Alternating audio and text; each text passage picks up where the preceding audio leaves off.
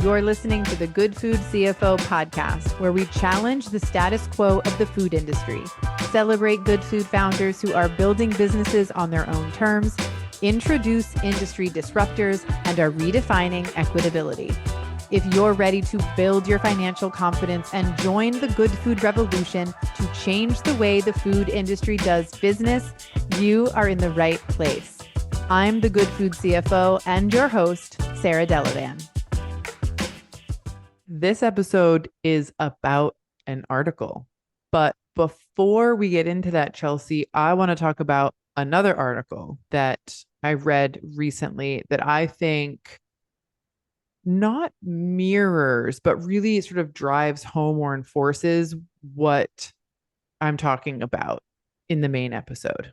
And the article is another good one from Civil Eats. We did an article from Civil Eats last week as well. This one is titled, "As Grocery Stores Get Bigger, Small Farms Get Squeezed Out." And what I think is really powerful about this is that this is showing us evidence of what is happening to farmers in the industry as a result of the concentration, right, of retailers. And it mirrors what we're seeing in CPG. And I think that that makes it very important to talk about, as I said, especially as we head into this particular episode. Yeah, this article follows the story of an onion farmer in Georgia and how his business has changed over the years. And then even more at large, it looks at what has happened to several onion farms over the years. And I think it really drives the point home. Yeah. It talks about upfront the fact that, you know, it used to be that there were a number of mom and pop grocery stores, right? Small regional grocery stores that they could sell their onions to, and they're gone. Mm-hmm. And now there are bigger retail stores that essentially own the market, and the buyers there, they want certain things, right? When it comes to produce, they want produce all year round. And as the article points out, like November is, I believe, the season to plant Vidalia onions, and they are available a certain time of year, and then they're gone. And it really accentuates the idea that retailers want two things: availability year round of product and the movement of high volumes. And as you said, the article kind of follows this, you know, one farmer in particular who had to make the decision, to kind of summarize things, that to pull out of big retail because the margins weren't there for them and they weren't wanting to make the investments that were needed to be able to supply the grocery stores year round. Another onion farm did do that, and they had to open a farm in another country that has climate, right, year round, where they can grow those onions and then import them, which in and of itself isn't a very interesting concept, that it's technically a local farm, right, to an area, local to a US area, but that the fields are in another country. Just sort of side note, very interesting thing. But this story of, you know, the Vidalia onion industry, right? It's one example of how both agriculture and I think CPG, right, is being reshaped by the demands of a few powerful retail buyers. We've seen this a bit with the Amazon takeover of Whole Foods. I think it's a really good example of this. We haven't talked about it here on the show, but something we've been seeing behind the scenes is that they do have what they call a local, you know, section, but they have placed very rigid rules around who can go into that local section and how many stores they're actually allowed to be in when they're no longer considered local. So it doesn't matter if you have, like, if within a very tight region, those Whole Food stores are located, if they see the certain number exceeds what they've deemed, you know, appropriate for the local program, you now become you've kind of like outgrown it. And so now it's all or nothing, right? So you're either making it into what's called the planogram, which means nationally you're getting into all of the Whole Food stores, or you're out. And so there is this middle ground. They're just going to disappear from the shelf. And so let me make sure I understand this correctly. What you're saying is that essentially in denser populated areas where there might be more Whole Foods like per capita, Mm-hmm. that you essentially grow out of that local label quicker, right? Because there are more stores. Yeah, it could be that example, or it could be think of like a northeastern area where the states are a lot smaller than what we have out west. So your product Mm-hmm. might be in your state and the neighboring state. It's not a huge amount of area, right? It's still very regional and Mm-hmm. almost local, right? Within a couple 100 miles or less. And because you're in those number of stores, in that tight area, you would be out of it as well. Mm. It could kind of goes both ways. But it's this interesting thing where what used to be fine, what used to be okay as local, it's being shrunken down. And Mm-hmm. it's either you're teeny tiny or you're really big, right? And I think No that middle is ground. exactly, and I believe that that's what's being echoed here and displayed here in this article that we're talking about today, because you've got this smaller farmer, right, who's being squeezed out because he's not giant, right? And the Mm-hmm. Krogers of the world, like they're like in the case of agriculture and produce, they don't really care about the local section, right? They have no loyalty to the local Mm-hmm. onion farmer. They just don't, Yeah. right? So, and what we're talking about in the main episode today, without going into it too much, is this idea of why CPG brands will choose a certain path of entry into the food industry and into retail, if you will. And I share a lot of my thoughts around that. And again, this article just really highlights a lot of what I'm talking about. So here's a statistic. There was a report done by the US Department of Agriculture, the Economic Research Services portion of that department. And it says that over the last 3 decades, consolidation in food retail has increased significantly at the national, state, metro, and county levels. And in the past 10 years, the market share of the four largest supermarket chains has increased significantly. Now, there are different metrics on which this kind of control is measured, but depending on what specific measurements are used, the four biggest chains being Walmart, Kroger, Costco, and Albertsons control 43 to 69% of sales. Now, at the Mm. time that we're recording this episode, the Kroger Albertsons merger is like being finalized, right? And so that means that instead of four retailers controlling it, now it's three. The frustrating thing for me is that in the article as well, they call out that during a November 2023 Senate hearing, Kroger CEO testified that the merger would, quote, enhance competition. He goes on to say that with a broader network and even more customers to serve, we believe the merger will benefit our suppliers, as it will allow for a more efficient distribution chain, provide opportunities to grow sales together, and reduce waste. He also said that the merger would lower prices and benefit employees. So right away, I hear you say it will benefit suppliers and lower prices. Mm-hmm. How did those things go together? Great question. Great question. I don't think that they Yeah. do. I don't think Yeah. they do. I think it benefits some suppliers, right? The really, really big ones. who are already benefited by the mergers and the amount of control, the oligopolies that are our food retail industry. I don't think that the small suppliers, notice it didn't say like will benefit large and small suppliers, will benefit small supplier, right? That's not taken into account. And so the concern here for me and for many people across the country is that there's less and less opportunity for good food products, right? Products that have come out of the good food movement to appear on shelf. We're seeing that in Whole Foods. It's happening right now.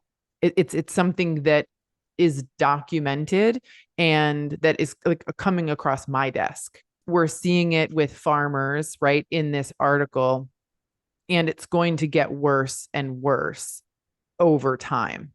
Because why in the world, if you are trying to drive profits, right, would you have different buyers in different regions bringing in different products? That's more expensive. In the article, they actually speak to, and I believe they quote the general manager of one of the food hubs saying the buying power of newly combined Kroger entity cannot be understated.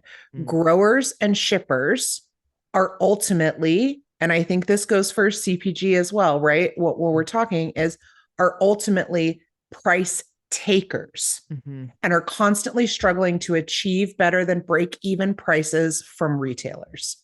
I think that's such a great portion of the article to call out. And that terminology, price takers, is really interesting. And I'll say we see that with good food brands and emerging brands as well, right? This idea of, well, this is the price they want my product to be at on shelf. And so if your product is going to be on shelf at $2 less than what you typically sell it for, then that is going to trickle down to how much you as the brand get paid for your product. It is going to squeeze your margins. It is going to potentially require you, right, in I would say 99% of cases, to sell your product at a very small margin to be on shelf, right? It's going to cost you a lot of money to get on shelf. Now, this is something else that I don't want to dive too far into here, and we should do a separate news piece on this, Chelsea. But what we're also seeing at Whole Foods is the control that they have. It's like if you want to run a promo, the costs for that are going up, and they're going up in new ways, right? And so when you have three companies who own all retail, right? Who own the vast majority of retail, they have even more power to call the shots. They have even more power to say, this is how much it's going to be to pay to play. These are the new ways that you're going to have to pay to play and to be on our shelves. And that is so detrimental to the health and well-being of Americans, if I'm being really blunt about it. Yeah, I agree with you. It is not good for anyone. Yeah. Not just the food founders out there, but for everyone who eats food. We could definitely talk about this article for a long time. And I think we should continue the conversation about this article specifically at an upcoming Tuesday live. But I want to segue now into a bit of the main episode. We're talking about an article that I think expresses or shows and illustrates how little consumers know about the industry and how important it is that we find ways to educate consumers as well as new and emerging food founders. Because while all of this does feel very like doom and gloom, there is so much good stuff happening, right? As there has been for decades in the good food space. There are amazing brands. There are amazing products. There are people who are doing things so well. It's food that a lot of people, want to eat. And there are somewhat creative and somewhat necessary ways of getting that food to people that has been criticized in the media. And that's what we're talking about, my thoughts on that. And I hope at the end of the episode today that people feel positive about it, about the work that they're doing, and also a bit fired up to share how this industry works, because I think that people who aren't in the industry want to know. And I think, I also hope you'll be fired up to share with fellow founders who maybe don't know as much as you. People do want to know. They want knowledge. They want to know how, like from a consumer's perspective, how my dollar works, right? Yeah. But at the same time, they don't know what they don't know. Yeah. They don't know that they don't know. Mm-hmm. And so spreading it as far and wide, right? Screaming from the rooftops, sharing as much as you can, any information and stories like these are what will make a difference. Yeah. So we're going to head into the main episode now, but I want to let the listeners know that we're going to link to the article that we've been talking about in the show notes. We'll also post it in the community, and then join us for our next free live. We do them every Tuesday in the community, and we'll dive deeper into this. And we want to hear your thoughts as well. Hi, I'm Emily. I'm a food biz strategist and the founder of Food Biz School. You may have heard my conversation with Sarah on the last episode of the podcast. Sarah and I are going live inside the Good Food CFO Community on Tuesday, January 9th, to answer your questions and continue the conversation from the episode. This live Q&A is available to all Good Food CFO Plus members. If you are not a Plus member yet, you can upgrade by visiting thegoodfoodcfo.com/join. With your Plus membership, you'll get access to live Q&As like this one, exclusive bonus content, and even attend live podcast recordings. You can upgrade to Plus membership for only $12 a month, or save money by purchasing an annual membership at $99. Just visit thegoodfoodcfo.com/join to learn more, and I'll see you in January. Welcome to the Shoppy Shop. That is the name of the article, Sarah, that you read, I think back in January when it initially came out, and you had some feelings about it. I did. So yeah, January 2023, Felice Thorpe, friend of the podcast, sent me an email with a link to the article. And I don't think there were any words in the email. It was just the link. And I read it that afternoon, and I have memories of being frustrated by it. And I think initially not really knowing what to say. Like, I didn't respond to the email. I read it. Mm-hmm. I had a lot of feelings about it. I closed it. And a couple of months later, I was at Expo West, and I was having dinner with a couple of women from the industry, and the article came up. I don't even remember how. And I voiced some of the opinions that apparently I'd been, stewing on for a little while. And many of the women, in fact, all of the women at the table, felt the same way. They had similar thoughts to what I was feeling. And it was interesting that we all did. Again, I just sort of was like, okay, and put it away. And then July came. So July of 2023, we were working with a new client, new to us client, a gentleman who was founding a new business, and he was, seeking our help to get things set up. And this was a product that was really fun. It did not exist on the market. It was going to be, sourcing its ingredients from regional farmers, which was really, really exciting.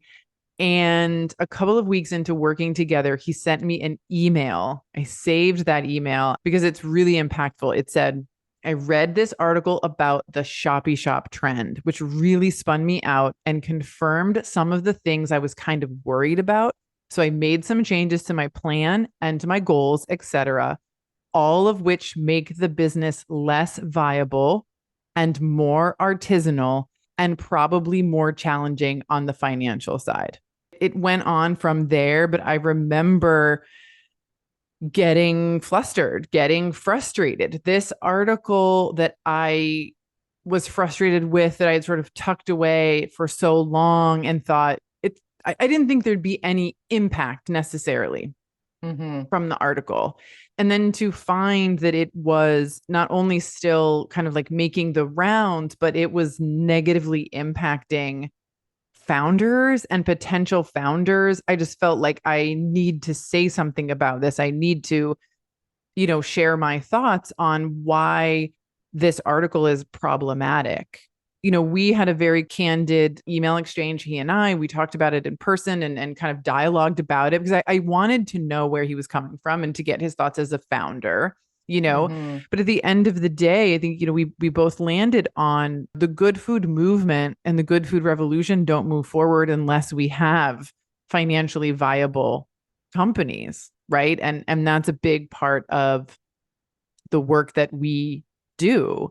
And I brought the idea to you as the podcast producer, Chelsea, to talk about this on the podcast and to sort of dive into the article a bit and talk about some of the things that I think the author, Emily Sundberg, doesn't get right and why I think she didn't get them right, and to just really talk through it so that there's insight from someone in the industry, that can share their thoughts and opinions and insights on the topic. Yeah. So back in, I want to say it was maybe August, it was right after that interaction that you had with that client that you did share the article with me in preparation to be able to have a conversation like this. And I read the article and I have to say there is a lot to unpack here, but I really want to start out just by clarifying for everybody what really this term Shoppy Shop even means. And so the author, Emily, starts by asking the question why her coffee shop was trying to sell her olive oil at 7:30 in the morning. She mentions a store that looks like everyone's Instagram feed and notes that Neil Shanker is the person who coined the term Shoppy Shop because, quote from the article, there didn't really seem to be a name for all these artisanal markets that are popping up and carrying these brands, modern brands. Yeah. I think Shoppy Shop is an interesting term that when I first read the article, I was turned off by.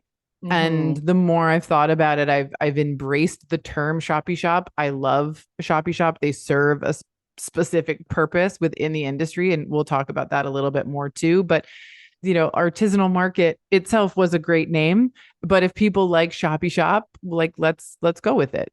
Yeah. The article continues, we need a new term for internet-based small businesses that still use global supply infrastructure. This is a quote from the author Emily's friend, who is a culture writer. His name's Kyle Shaka, and it was his response to her telling him about this story. Yeah. I called out this sentence because when I read it the first time, I was like, what does this mean? Internet-based businesses that use global supply infrastructure. I mean, like food brands have websites and a social media presence because that's literally the way to reach people, right? Mm-hmm. And he goes on to say that we know these minimalist-ish generic aesthetics are not connected to any true local origin, but we see them as indicative of some kind of authenticity. My current thought is that they don't feel local to a place, but instead they feel local to the internet. This is where things start to take a turn for me. Because first of all, the idea that Omsom and Diaspora, two of the brands named in the article, are not connected to any true local origin is problematic for me. They are connected to cultural origins that are underrepresented on traditional grocery store shelves. They are breaking cultural stereotypes and pulling back the curtain on spice farming and trade, right? And both of them are far from a minimalist-ish generic aesthetic, as it's called in the article, to me, right? They are bright. They are beautiful. Furthermore, if you look at the shelves of a Shoppy Shop, I happen to go to Wine and Eggs, which is a shop out here in Los Angeles in a little city named Atwater Village. It's also named in the article. When I was there, I saw Malaysian red curry, Kitchens of Africa sauces, Fly by Jing, seasonings and sauces and dumplings from Woon Kitchen, Dan Dan sauce, Gloria's Ghanaian chili oil, right? And that's just a portion of the brands in a small section of the shelves of that store. These products are vibrant and they certainly represent people and place. So I really had issue with this idea that they were presenting in the article. Yeah. And I think, at this point, Sarah, this is when you pointed out to me that it really seems as though Emily, the author of this article, and her friend Kyle don't really have a sense of the realities in the food industry. Yeah, that's true. And here's the thing, I don't blame them because as I have said, I think many times before, the food industry is shrouded in secrecy. And retailers do a really good job of keeping how the industry works and the margins of food brands a secret to consumers. Mm-hmm. But this lack of information is problematic because it's producing an uninformed opinion and spreading information that isn't just not helpful, but it's hurtful to good food brands, to the good food movement, and to the good food revolution in which we're trying to change the way that business is done. And so those of us with industry knowledge and experience know that margin is everything, right? And where does the highest margin exist? Selling direct to consumer. And that happens online. That's why so many brands launch as internet-based businesses. This is where you can prove product viability, where you can test out your brand messaging, right? It's also a very wise way to launch a brand from a cost perspective, even with social ad spend factored in. And this is a very sort of systematic and measured way to build a business while retaining as much profit margin as possible. So it's a smart strategic decision that this article is sort of calling brands out for in a negative way. And from D2C, right, a leap to traditional retail is not standard. We see a lot of that in traditional business media and CPG news, but frankly, it's really unlikely for the vast majority of food and beverage companies in the United States to go directly, to national distribution and retail, or even to go from D2C to that level directly. Typically, the next move is business to business, or as I call it, wholesale direct, or selling to a store like a Shoppy shop.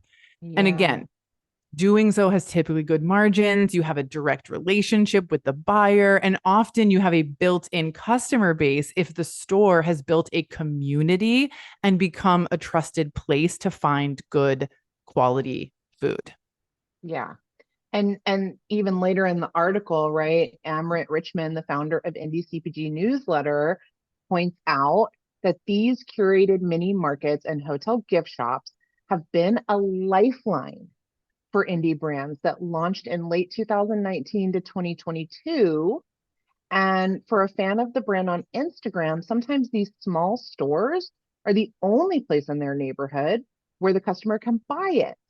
So strong sales data in these mini markets can also help a brand get comfortable with wholesale economics, just as you were speaking about, and leverage their sales data to pitch to larger retail accounts. Yes, Amrit. Yes. Like, I loved this part of the article, and I was so happy that he brought this here. And I also want to point out that Emily, I believe, lives in Brooklyn, where there are lots of Shoppy shops, right? But in Atwater Village on the main street that I visited, there was one. And most like towns and cities don't have a plethora of Shoppy shops. And so, her experience is not the same everywhere in the United States, right? And so these stores are beneficial to the consumer and to the brands. Yeah. The next part of the article is also troubling for me. Emily writes that, quote, successfully marketing a product so that it feels local everywhere is an art. I've started calling this crucial step in a product's development small washing. i.e., when a brand positions itself as a small business and shows up on shelves as if it were small, even though it has probably been through at least one comfy fundraise and a hotshot general catalyst VC sits on the board. This, Chelsea, is where I began to realize that Emily has a distrust for big food businesses. And again, just like I understand why she doesn't know how food business financials work, I understand her distrust of big food brands. I have that same distrust. The grocery industry is dominated by 4 major corporations, right? Who market their brands with things like farm and local and small on their labels. But those are not the brands that are cited in this article and that are sold at Shoppy shops. Yeah. And she even goes on to ask the question, right? What is a small business where boutique spices or condiments are concerned? And this is where Amaret responds by saying, perhaps we as an industry need to rebrand the term. Compared to a food corporation, these brands are small. But when compared to a farmer's market almond butter stand, they are the corporation. At what annual revenue threshold or retail distribution is a brand no longer considered small? I find this part of the conversation really interesting because as I read it, I'm thinking to myself, we're trying to define at which point a brand becomes bad. Right? It's like, well, corporations are definitely bad, but now we seem to be identifying these like small corporations and they might be bad too if they reach a certain size. And so how do we differentiate, right? And I think that's a question we don't need to be asking, you know? Yeah. We have talked about what defines a business as small, right? There's SBA data, and we talked about this in the Small Giants episode. And if you've read the book, there's data on this, but it's either annual revenues or the number of employees that a business has that classifies it as a small business or not. And for food businesses, it actually varies depending on what type of product you make. But suffice it to say that if you've got 1,250 employees or less, you would be considered a small business as a food business. And I think these classifications, like small business or not a small business, exist. So there is a relatively fair access to resources and capital and things for small businesses, right? And they're not competing against corporations, you know, for these types of resources. But I don't think that it is a qualifier of sort of a good brand or like a bad brand, which it seems like we're trying to define here. And again, I get it, you know, as someone who has an extreme distrust for large corporations. I talk about my journey into the food industry way back at the beginning of the podcast, like episode 1. I turned to farmers markets and ate farmers market food alone, right? But it's not totally sustainable to do that. And as you branch out into eating, you know, CPG products and supporting more brands and supporting stores again, right? It can be confusing and it can be hard, but I think they're focusing sort of on the wrong things here. Yeah, I think it is unfair to directly equate a brand's size to their social credibility. Yeah. Right. Yeah. And it feels like that's what's happening here. Yeah. And I think, again, because it's rooted in a distrust that we understand, right? 100%. But again, it's like in the direction that it's being placed within this article, I think it becomes harmful because we're talking about brands that I think we should be lifting up and celebrating and supporting, right? I think you have to not just look at the amount of money they're generating or the amount of money that they've raised, but what is their mission and what are they doing with that money? And, you know, talking about like growth, right, within these brands, the article continues. by sharing that Grazia olive oil, the company they started the article talking about, Yeah. their path, which is focused on direct retail, and once achieving 100 stores, they made the move to Fair to maintain those accounts and even grow into new ones. So what I want to focus on here at this part of the article is that Grazia's representative, the spokesperson within the article, points out that they've grown to over 400 accounts on Fair. And Emily tells him that Grazia is no longer sounding like a small business to her.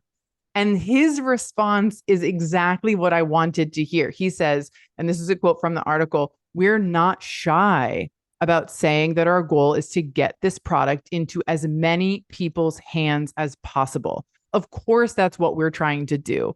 We're a small business because our business is small. We would love to be a bigger business." He mentions Walmart as a potential spot for his olive oil. He says, "We really see and are trying to call bullshit on the quality of product that's out there and to show that you can deliver a really, really high quality product to the masses." Chelsea, this is the good food movement, high quality products to the masses, right? I don't know much about Grazia's backstory and their sourcing, etc. What I've read is from their website and from some articles, but if they are creating a pure olive oil, if they are paying fair wages to the people that are creating their products, why wouldn't we want to see that business grow? Why wouldn't we want people to have more access to it? Who should have access to it is my question, right? Like, why don't we want people who shop at Walmart to have good, clean food? And you bring up a really good point there because, for example, Thanksgiving is a little over a month away, right? And I'll be traveling down to Georgia, where in a little town, a teeny tiny town called Thompson, Georgia, where my great aunt and uncle live. And literally the only place in Thompson to do grocery shopping is at Walmart. Right. Yeah. And you by definition could be a small business selling into Walmart. And the association with Walmart and the size of Walmart doesn't make you a bad brand, right? Yeah. It makes you a good brand selling to the masses. I would hope and think, revolutionizing in some way the way that food business is done. And when you look at Grazia, and again, I haven't done a deep dive, but just sort of, their bottling is different than a lot of other olive oils, right?